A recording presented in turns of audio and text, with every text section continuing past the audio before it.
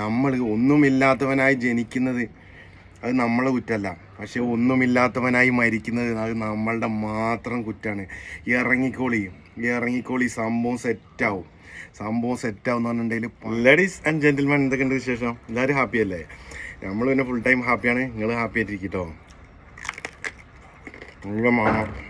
അപ്പോൾ ഇന്ന് നിങ്ങളോട് എനിക്ക് എന്താണ് പറയാനുള്ളത്?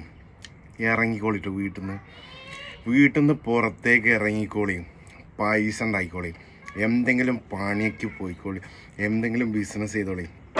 എൻ്റെ അവസ്ഥ നിങ്ങൾ കണ്ടിട്ടില്ലല്ലോ. എൻ്റെ അവസ്ഥ എന്ന് പറഞ്ഞിട്ടുണ്ടെങ്കിൽ ഓല മേഞ്ഞ വീടായിരുന്നു. അത് കഴിഞ്ഞിട്ട് നമ്മൾ മാറി ചിന്തിച്ച്, നമ്മളെപ്പോഴും മാറി ചിന്തിക്കണം. നമ്മളിപ്പോൾ ഓല മേഞ്ഞ വീടാണെങ്കിൽ നമ്മൾ ഓട് മേഞ്ഞ വീടാക്കാൻ ശ്രമിക്കണം. ഓടം മേഞ്ഞ വീട് നമുക്കായിട്ടുണ്ടെങ്കിൽ നമ്മൾ കോൺക്രീറ്റ് വീടാക്കാൻ ശ്രമിക്കണം. ആ വീട്ടിലേക്ക് പണിയെടുത്ത് പൈസ ഉണ്ടാക്കി കൊണ്ടുവന്നിട്ട് നമ്മളൊമ്മനെ വാപ്പനെ പെണ്ണുങ്ങളെയും മക്കളെയും പെങ്ങളെയും എല്ലാവരെയും പൊന്നുപോലെ നോക്കണമെന്ന് നമ്മൾ വിചാരിക്കണം. നമ്മൾ വിചാരിച്ചാൽ നടക്കാത്തതായിട്ട് ഈ ലോകത്ത് ഒന്നുമില്ല. ഞാനിപ്പോൾ ഈ പണിയെടുക്കുന്ന നിങ്ങൾ നോക്കണ്ട.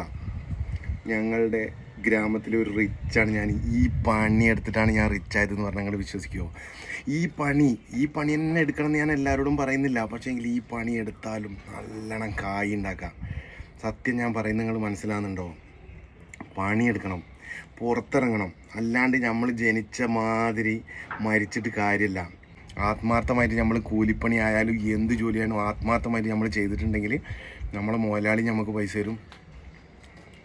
യൂട്യൂബിൽ നിന്നും ഫേസ്ബുക്കിൽ നിന്നും ഇൻസ്റ്റാഗ്രാമിൽ നിന്നും അതും പൈസ കിട്ടും.